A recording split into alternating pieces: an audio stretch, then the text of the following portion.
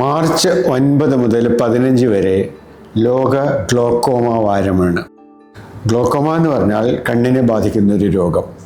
കണ്ണിൻ്റെ ഉള്ളിലെ മർദ്ദം അഥവാ പ്രഷർ കൂടിയിട്ട് കാഴ്ചയുടെ ഞരമ്പിനെ ക്ഷീണിപ്പിക്കുന്ന ഒരു രോഗമാണ് ഗ്ലോക്കോമ.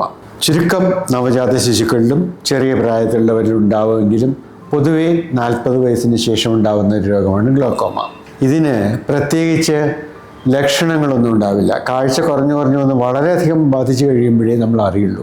അതുകൊണ്ട് തന്നെ 40 വയസ്സ് കഴിഞ്ഞ ആളുകൾ കണ്ണടയ്ക്ക് വേണ്ടി ടെസ്റ്റ് ചെയ്യുമ്പോൾ അതിൻ്റെ കൂടെ ഗ്ലോക്കോമയ്ക്ക് വേണ്ടിയുള്ള ടെസ്റ്റുകളും കൂടി ചെയ്യേണ്ടത് വളരെ അത്യാവശ്യമാണ്.